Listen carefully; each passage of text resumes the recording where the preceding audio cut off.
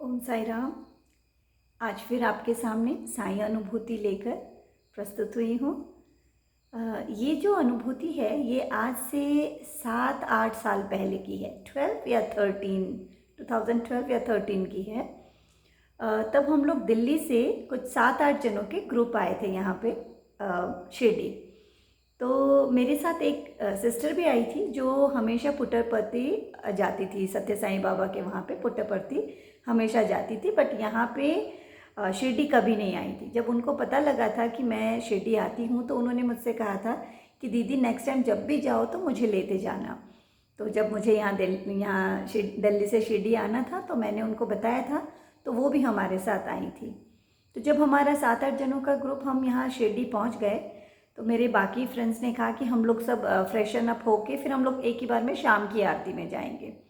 तो मैंने उस सिस्टर से कहा कि अच्छा एक काम करते हैं सपना, अभी हम लोग बस होके धूली दर्शन करके आ जाते हैं बाबा का, फिर बाद में सबके साथ शाम को चलेंगे। तो मैं उससे लेके आ गई टेम्पल। जैसे ही मंदिर में गई तो द्वारका माई में लंबी लाइन लगी थी, जैसे भक्तों की उनके अंदर द्वारका माई अंदर जाने के लिए। तो मैंने उसे बताया कि देखो अभी तो द्वारका माई के बाहर बहुत लंबी लाइन है तो टाइम लग जाएगा दर्शन करने के लिए, अभी हम बाहर से ही द्वारका माई का दर्शन करते हैं। और मैं पहले जब भी अकेले जाती हूँ तो होटल में ना ठहर के यहाँ पे एक लोकल माँ है उनके घर ठहरती थी। और तो मैंने उसको कहा कि अगर ये अम्मा होती तो हम लोग ये लोकल वाली लाइन से आराम से जा सकते थे और वहाँ दर्शन हो सकती थी।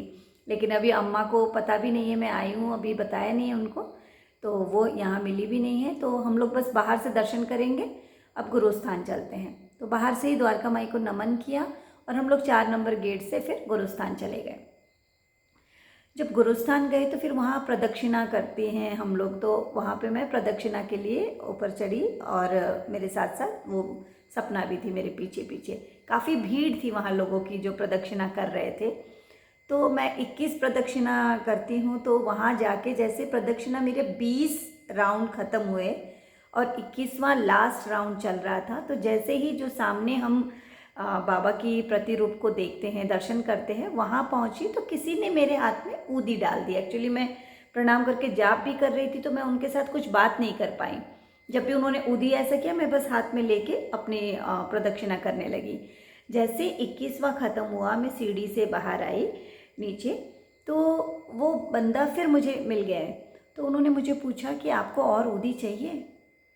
अब आप अभी अभी पहुँचे हो और कोई आपको ऊदी के लिए पूछ रहा है, महाप्रसाद के लिए, तो आप मना भी नहीं कर सकते। बस मैंने कहा अगर हो सकता है तो जस्ट आई नॉडेड। तो उन्होंने कहा आप यहीं रुकना, मैं अभी आता हूँ। वो चले गए। तब तक सपना भी ख़त्म करके अपनी प्रदक्षिणा पहुँच गई थी। तो मैंने सपना को कहा कि सपना आप थोड़ी देर रुकना, कोई हमें ना ऊदी लेके आ रहे हैं। तो सच में वो आ गए और उन्होंने हमें टोटल 5 पैकेट और ऊदी दी। और ऊदी देते ही उन्होंने मुझे पूछा तुमने द्वारका माई के दर्शन किए? तो जैसे यहाँ सब भाव बोलते हैं, तो मैंने कहा नहीं भाव अभी तो हमने किए नहीं, मैं बस अभी पहुँची हूँ, कर लेंगे हम वहाँ पे।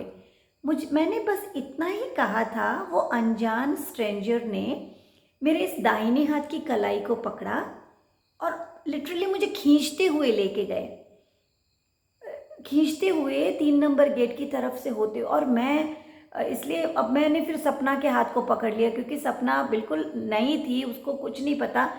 और हमें वो जो हमारे हाथ को पकड़े हुए थे वो लिटरली खींचते हुए हमें दौड़ना पड़ रहा था। इस तरीके से वो लेके गए, वो लोकल वाले रास्ते से सीधा अंदर लेके गए, हमें द्वारका माई में अंदर ऊपर लेके गए, कहा दर्शन करो जितना करना है। 7-8 साल हो गए बट आई वॉज लाइक ये क्या हो गया मेरे साथ। एंड हम वहाँ प्रणाम कर रहे हैं बट ज़्यादा ठहरना तो अच्छा भी नहीं लग रहा था क्योंकि इतने सारे लोग वहाँ लाइन में और हमें यहाँ दूसरे लाइन से लेके गए हैं। और वहाँ से उन्होंने चरण से गुलाब उठाया और उन्होंने मुझे दिया।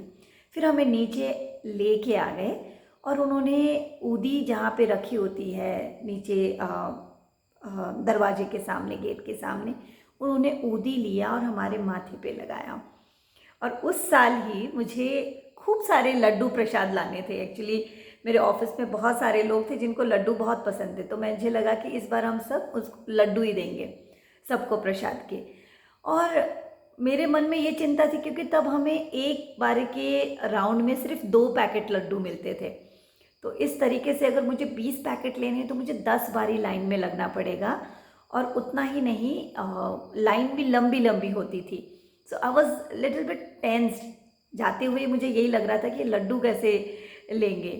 और उन्होंने जैसे तिलक लगाया तो उन्होंने मुझे पूछा कि तुम्हें लड्डू तो नहीं चाहिए, तुम्हें लड्डू चाहिए होंगे तो कल सुबह 9 बजे मुझे यहाँ मिलो। द्वारका माई में दिखा के कहते यहाँ मिलो। आई वॉज लाइक अच्छा भाऊ मुझे आप नंबर तो दीजिए ताकि मैं आपको फ़ोन कर लूँगी। उन्होंने कहा नहीं नहीं, तुम इधर आओ, इधर 9 बजे तुम्हें मिल जाएगा, तुम्हें लड्डू मिल जाएगा, तुम 9 बजे मुझे मिलो। वो दिन है। मैं फिर वापस चली गई। तब तो मुझे कुछ रियलाइज़ नहीं हुआ, लेकिन जैसे जैसे दिन बीत रहे हैं तो मुझे लगता है कि ये क्या था। एक अनजान सा बंदा एक लेडी को कैसे हाथ पकड़ के खींचते हुए ले जा सकता है।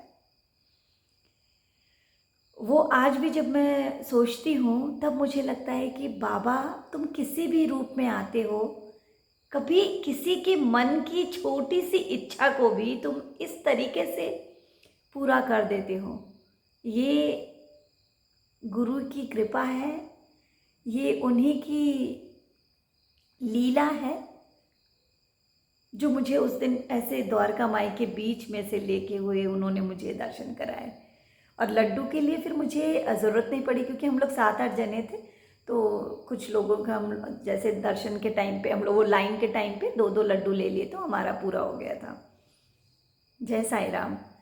ये साईं की लीला, साईं की कृपा, ये उन्हीं को पता है वो कब आए, कैसे आए और किस तरीके की लीला अनुभूति करा के चला जाए कि हमारी लाइफ में खजाना, ये बहुत सारे उनकी स्मृतियों का खजाना, उनकी प्रेरणा का खजाना हमारे हाथ में रह जाए। बस उनकी 2 मूल मंत्र याद रखने की ज़रूरत है, श्रद्धा और सबूरी। ओम साई राम।